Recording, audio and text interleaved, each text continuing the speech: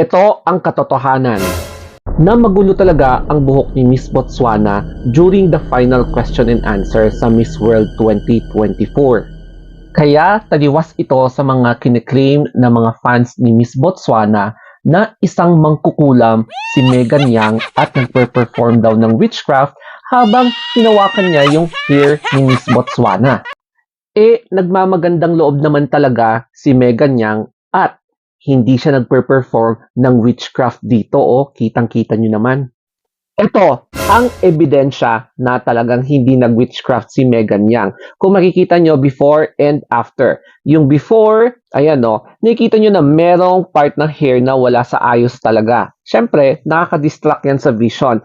And then sa after naman, ayan, nasa ayos na yung buhok ni Miss Botswana. So, walang witchcraft na nangyari dyan. And alam na alam mo ito if you are a legit pageant fan.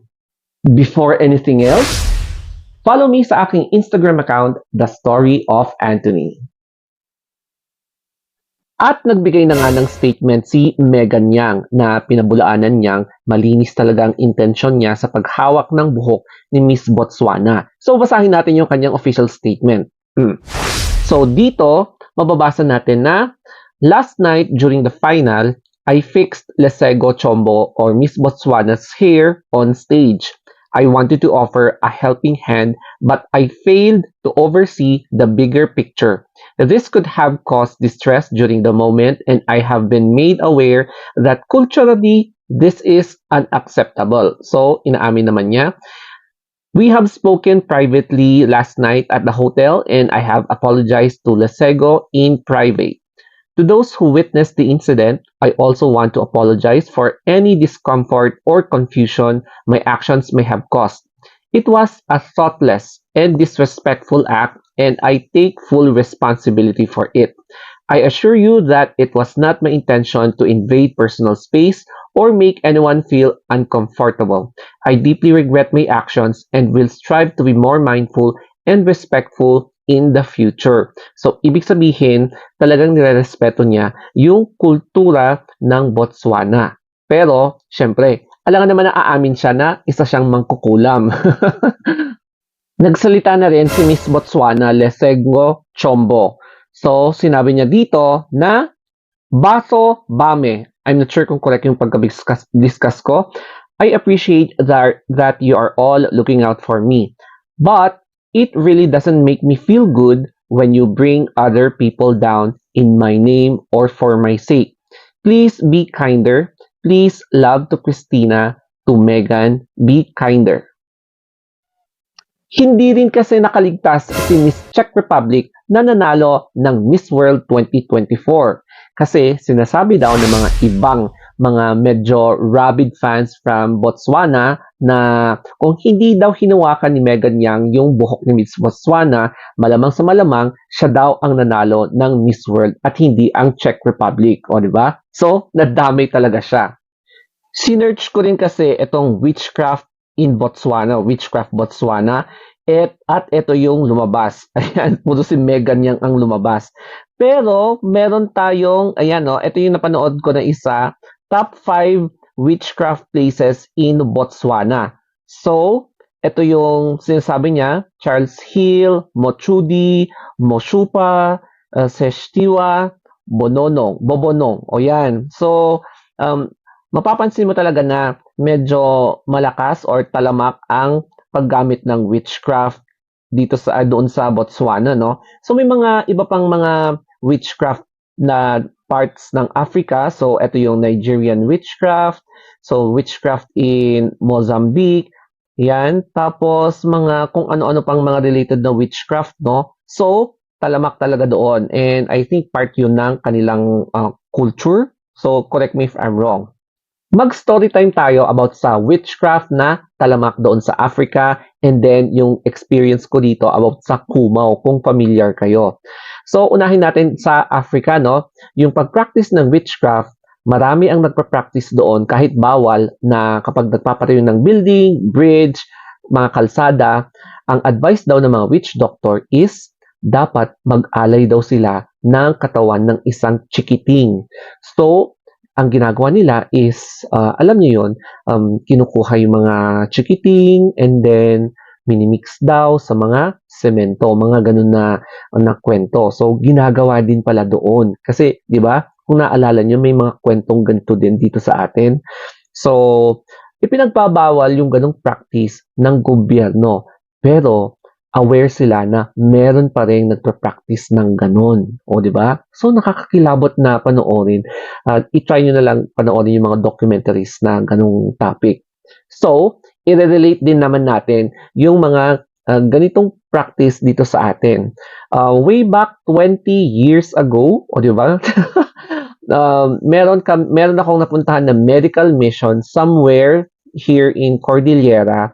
Kapag dumadaan kami sa mga kalsada, may mga karatula na sabi nila is mag-ingat sa mga kumaw. Kumaw, K-U-M-A-O.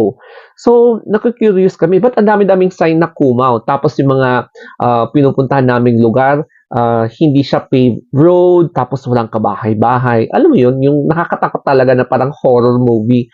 And then, tinanong namin yung mga locals doon kung ano yung ibig sabihin ng mga kumaw. Then, yun pala, eto yung mga kumukuha ng mga chikiting. Kaya sinasabi nila, pagsapit ng alas 6 ng gabi, dapat lahat ng mga bata nasa loob ng bahay. Kasi nga, malakas yung paniniwala nila na yung mga chikiting na kinukuha ng van, mga truck, mga ganon, ay ihinahalo daw nila sa mga semento kapag nagpapatayo sila ng bridge, kalsada, mga ganon. So, kinilabutan kami. Kaya nung pag-uwi namin from that place hanggang dito sa amin, nakikita talaga namin yung mga signage na mag-ingat sa kumaw. So, parang yun yung na-remember ko habang pinapanood ko yung witchcraft issue doon sa Africa. So, nakakakilabot, di ba? Meron din akong i-share na practice namin dito sa Cordillera noong unang panahon. So, kung makikita nyo dito sa frame namin, ito ang isang picture ng example ng ritual noong unang panahon.